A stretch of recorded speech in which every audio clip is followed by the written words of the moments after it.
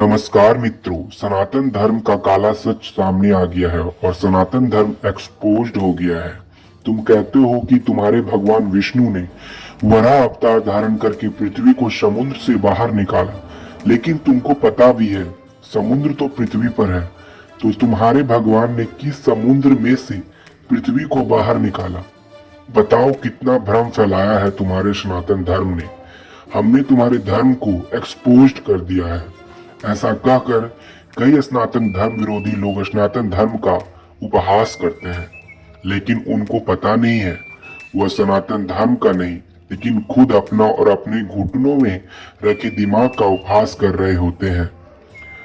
95% लोग ऐसे होते हैं जिन्होंने कभी सनातन धर्म का ग्रंथों को पढ़ा नहीं। उन्होंने सिर्फ धार्मिक टीवी सीरियल और फिल्में देखी होती है और उन्हें देखकर सनातन धर्म पर टीका टिप्पणी करने लगते हैं। फिल्मों का उद्देश्य मात्र लोगों का मनोरंजन करना होता है, लोगों को जो अच्छा लगता है और जिनसे दो घड़ी लोगों के मन का रंजन हो जाए, ऐसी बातों को वह बताते हैं। सनातन धर्म के रहस्यों को उजागर करना उनका उद्देश्य नहीं होता है। हमारे वेद, उपनिषद और पुराणों में कई कथाएं बताई गई है और इन कथाओं का मतलब जिस तरह से हमें टीवी, सीरियल और फिल्में में बताया गया या समझाया गया है, कोई दूसरा ही गुर अर्थ निकलता है। आप चाहे वेद पढ़ो, उपनिषद पढ़ो या पुराण पढ़ो, अगर आप इन रहस्यों को डिकोड नहीं कर पाए तो यह ग्रंथ आपको एक सामान्य कथाएं से भरी किताब लगेगी। आपको कोई वैज्ञानिक तथ्य या आश्चर्यजनक ज्ञान की प्राप्ति नहीं होगी, लेकिन अगर आप इन रहस्यों को डिकोड करने लगे तो इस पृथ्वी पर इससे बड़ा कोई खजाना नहीं होगा। भगवान विष्णु का वराह अवतार, सामान्य रूप से जब हम विष्णु पुराण में वराह अवतार की कथाएं पढ़ते हैं तो उसमें बताया गया है सतयुग में तिति और कश्यप ऋषि के मिलन से हिरण्यकश्यप और हिरण्यकाष्ठ नाम के दो राक्षसों का जन्म होता है। यह दो राक्षस ब्रह्मा जी से वरदान प्राप्त कर सृष्टि में उत्पाद मचाने लगते हैं। हिरण्याक्ष नाम का राक्षस पृथ्वी को समुद्र में छिपा लेता है और इस पृथ्वी को जल में से बाहर निकालने के लिए भगवान विष्णु वराह का अवतार लेते हैं। हिरण्याक्ष का वध करके पृथ्वी को समुद्र से बाहर निकालते हैं। तो भगवान विष्णु के वराह अवतार को समझने के लिए हमें हिरण्याकशिपु और हिरण्याक्ष का नाम के दो राक्षसों को भी समझना पड़ेगा। आखिर क्या मतलब है इन दो राक्षसों का? राक्षस यानी बड़ा ही विकराल, माथे पर सींग वाला, शक्तिशाली इंसान जैसा दिखने वाला प्राणी। राक्षस का मूल अर्थ होता है शांति में अशांति फैलाए, जो जीवन को आगे बढ़ाने से बाधक हो, जो विनाश को जन्म देने वाला हो, जो सृष्टि के कार्यों में बाधक उत्पन्न करे, जो नकारात्मकता फैलाए। ऐसी कोई वस्तु, व्यक्ति, प्राणी, परिस्थिति या तत्व राक्षस कहलाता है।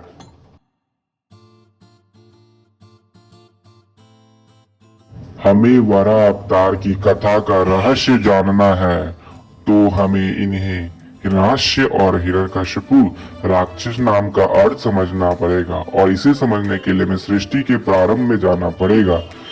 भगवान विष्णु के मत्स्य अवतार और कच्छप अवतार को भी समझना पड़ेगा। तो आइए हम भगवान विष्णु के मत्स्य अवतार और कश्यप अवतार पर एक दृष्टिपात कर ले। तो शिव पुराण में बताया गया है कि भगवान विष्णु शिव के अनुरूप हिरण्यगर्भ से पृथ्वी पर जीवन की शुरुआत की। यहाँ आप हिरण्यगर्भ, हिरण्यकशिपु, हिरण्याक्ष और इन तीन शब्दों से समानता देख सकते हैं। अब आप कहेंगे कि हिरण्यगर्भ क्या है, तो हम वेदों में हिरण्यगर्भ को सभी जीवों का आदि स्रोत माना गया है। हिरण्य का मतलब होता है कीमती धातुओं का रस और हिरण्यगर्भ का मतलब होता है कीमती सुनहरी धातुओं का रस का गर्भ।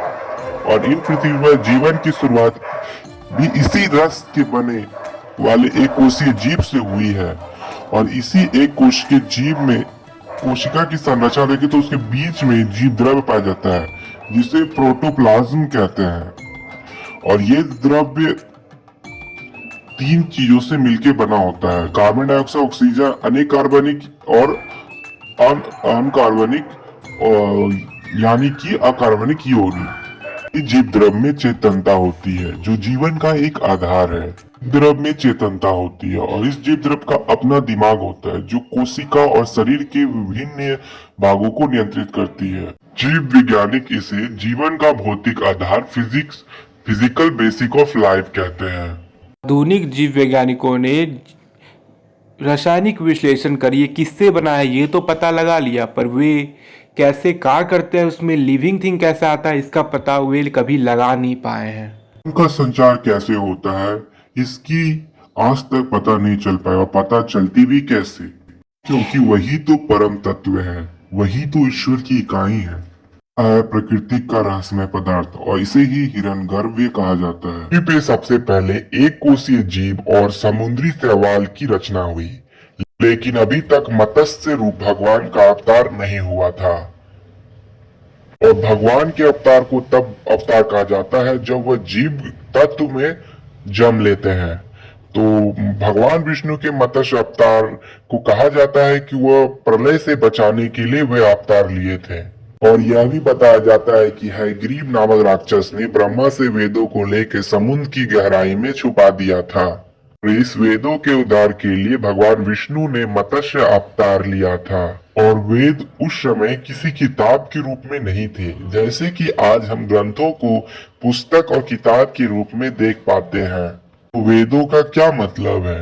वेदों का मतलब होता है ज्ञान, वेदों का मतलब होता है प्रकाश, और वेदों का मतलब होता है जीवन।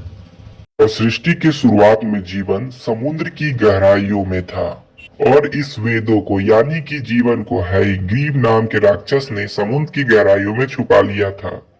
हय यानी घोड़ा और ग्रीव यानी गर्दन, हयग्रीव यानी कि घोड़े की गर्दन वाला जीव। और सृष्टि की शुरुआत में ऐसे जीव समुद्र की गहराइयों में रहते थे।